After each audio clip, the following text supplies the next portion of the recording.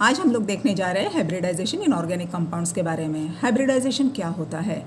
आपको पता है कि मेन जो कंपाउंड्स होते हैं वो ऑर्गेनिक कंपाउंड्स होते हैं और वो कार्बन्स और हाइड्रोजन से बनते हैं। तो आइए हम लोग देखते हैं आज अल्केन, अल्कीन और अल्काइंस के बारे में, जिसमें एग्जाम्पल लिया है इथेन, इथीन और इथाइन में। सबसे पहला हमारा जो कार्बन होता है उसका परमाणु क्रमांक है 6, जिसका ग्राउंड स्टेट इलेक्ट्रॉनिक कॉन्फ़िगरेशन है 1s2, 2s2, 2px1, 2py1 और 2pz0। जब ये एक्साइटेड स्टेट में जाता है तब 2s1 का इलेक्ट्रॉन 2pz में जाता है और आपको मिलता है excited state configuration 2s1, 2px1, 2py1, 2pz1। इसमें एक्साइटेड सेट में जाने के बाद, जैसे हम लोगों ने अगर 3 मोतीचूर के लड्डू और एक तिल का लड्डू लिया है, उसको मिक्स करने के बाद में फिर से हम लोगों ने अगर 4 लड्डू बनाए तो जो वाली स्थिति हो जाएगी सेम वैसे ही यहाँ पे हाइब्रिडाइजेशन के समय पे होती है। ये जो एक्साइटेड सेट में 2pk और 2px1, 2py1 और 2pz1 है, ये पूरी तरह से मिक्स होते हैं और नए ऑर्बिटल्स तैयार होते हैं, जिसका कि इलेक्ट्रॉनिक कॉन्फ़िगरेशन है 1s2, sp3 और sp3 के हमें 3 ऑर्बिटल्स मिलते हैं। देखिए आपके सामने डायग्राम भी है और ये जो इलेक्ट्रॉन है ये भी आपको यहाँ पे दिखाई दे रहा है, बीच में कार्बन एटम है। ऐसे 2 sp3 हाइब्रिडाइज कार्बन एटम जब जुड़ जाते हैं तब एक लोब होता है जो एक्सियली ओवरलैप होता है, जिससे कि सिग्मा बंध बनता है। और बाकी के जो लोब्स होते हैं px1, pz और px, py और pz की बैलेंस से सेटिस्फाइड होते हैं अन्य 6 हाइड्रोजन के साथ में, जिसका कि हाइड्रोजन का इलेक्ट्रॉनिक कॉन्फ़िगरेशन है 1s1। तो इस प्रकार से यहाँ पे आप लोगों को मिल रहे हैं 6 सिग्मा बंध और 2 कार्बन के बीच में 1 सिग्मा बंध। ऐसे हमारे यहाँ पे हो गए हैं 3 और 3 6 और 2 कार्बन के बीच में 1, ऐसे 7 सिग्मा बंध से बनता है इथेन। देखिए C2H6 का मॉलिक्यूल इस प्रकार से तैयार होता है, जिसका कि हाइब्रिडाइजेशन है sp3। नेक्स्ट वाला है sp2। sp2 में क्या स्थिति होती है आइए हम लोग जानते हैं। इसमें एक्साइटेड स्टेट में 1s2, 2s1, 2px1, 2py1 और 2pz1। इसमें से एक s का और 2 p के कंबाइन हो जाते हैं और फिर से नए 3 हाइब्रिडाइज ऑर्बिटल्स हमें मिलते हैं, जो सिचुएशन आपके सामने है। अब यहाँ पे 3 जो p, एक s और 2 p है, ये प्लेनर में जुड़ते हैं, जिसमें एंगल होता है 120 का।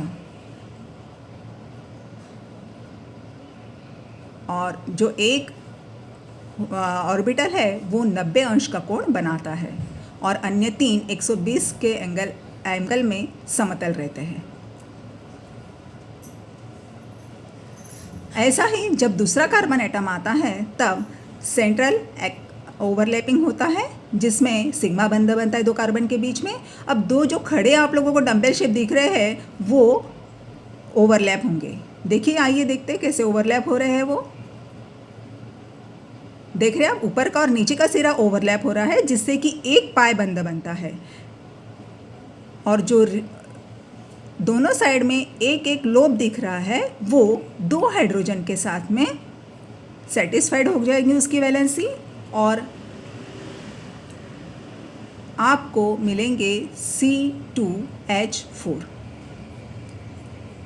3 डायमेंशनल स्ट्रक्चर में आपको दिखाया जा रहा है। 2 कार्बन के बीच में एक सिग्मा बंध है और एक पाई बंध है और 4 हाइड्रोजन के साथ में फिर से सिग्मा बंध 4 बनाए गए हैं। मतलब टोटल सिग्मा बंध हमारे पास में कितने हो गए हैं?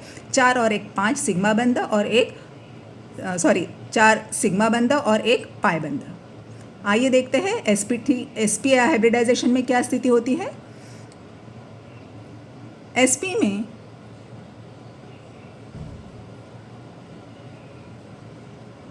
एक कार्बन एटम एक्साइटेड स्टेट में जब जाता है तब एक s और एक p ऑर्बिटल कंबाइन होके एक्सियल ओवरलैपिंग होता है, जिसमें एक सिग्मा बंध बनता है और p ऑर्बिटल ये एक्सियल ओवरलैपिंग करके 2 पाई बंध बनाते हैं। अब पाई बंध pz और py में बनता है।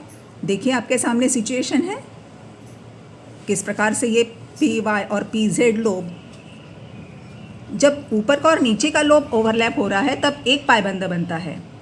ये 90 डिग्री के प्लेन में दोनों पाई बंध की सिचुएशन रहती है और बीच में एक्सियल ओवरलैपिंग होकर सिग्मा बंध बनता है। अब आपके सामने राइट हैंड साइड और लेफ्ट हैंड साइड में दो लोब्स दिख रहे हैं जो वैलेंसी सेटिस्फाइड हो जाएंगी हाइड्रोजन से।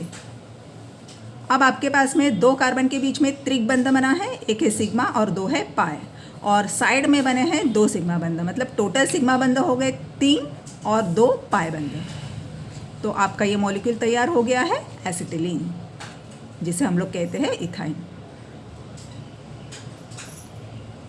और इसमें एंगल होता है 180 का। समरी देखिए, इथेन में sp3 हाइब्रिडाइजेशन होता है जिसमें एंगल होता है 109.28 का। इथीन में होते हैं 120 का एंगल होता है जिसमें कि 2 कार्बन और 4 हाइड्रोजन जुड़े होते हैं। और इथाइन में 2 कार्बन और 2 हाइड्रोजन होते हैं जिसमें कि 2 पाई बंध और 1 सिग्मा बंध से कार्बन एटम जुड़े होते हैं और साइड में 2 हाइड्रोजन ये सिग्मा बंध से जुड़े होते हैं।